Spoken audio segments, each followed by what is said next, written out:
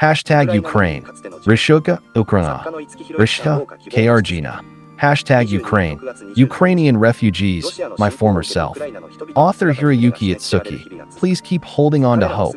June 27, 2022. The sight of the Ukrainian people under Russian invasion continues to be heartbreaking. Author Hiroyuki Itsuki, 89, sees them as a reflection of his own childhood. The end of the war on the Korean peninsula and the 2 harsh years leading up to repatriation are brought back to his mind. Yamada-yu, families fleeing their homes cross the border on foot. Children with anxious expressions in a basement. It's painful and depressing to see the refugees on TV. Itsuki's usually calm voice said, his voice now softening. Itsuki spent his childhood in Pyongyang, now North Korea, accompanied by his parents, both teachers. The war ended when he was 12, and he became a refugee overnight. He lost his mother in the chaos caused by the Soviet occupation. Carrying his young sister on his back and holding his younger brother's hand, he crossed the 38th parallel on foot. The truth is, I want to forget these painful memories, but they just won't go away, he said, as he watched reports of Ukrainian civilians. Whenever he sees it, his memories come back more vividly, and he feels depressed for the rest of the day. In fact, since returning to Japan, Itsuki has continued to face Russia. In high school, he devoured novels by Dostoevsky and Tolstoy and chose to study Russian literature at Waseda University. His father, who paid his tuition, told him, "Russia is your mother's enemy." His words still ring in his ears. But he still wanted to solve the mystery. How could people from a country capable of such speechless atrocities on the battlefield build such a rich culture? He continues to struggle to unravel this mystery. I'm still learning. Having grown up in the culture, my feelings toward Russia are a swirl of love and hate. I'm watching the recent invasion of Ukraine with emotions that are indescribable. Still, there's one thing I can say for sure. The current situation in which ordinary people are fleeing and becoming victims is unacceptable. They say that humanism has matured in this day and age, but it really shows that this is not the case. He would like to say these words to those who have been forced to flee Ukraine. When peace returns someday, you will be able to return home. Please continue to have hope.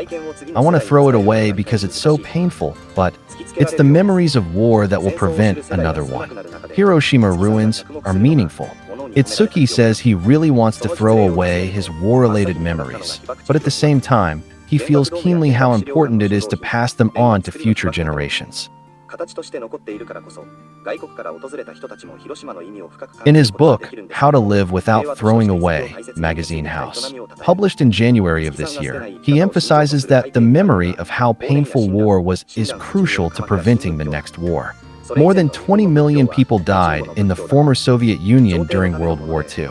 He is saddened that those memories did not deter the recent invasion of Ukraine. It really brings home to me how difficult it is to pass on experiences to the next generation. As the generation that remembers the war dwindles, Itsuki focuses on the memories embodied in objects. When asked for examples, the first thing he mentioned was Hiroshima, the site of the atomic bombing.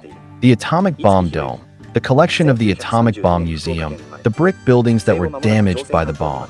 It's precisely because these things remain in physical form that visitors from abroad can deeply feel the meaning of Hiroshima.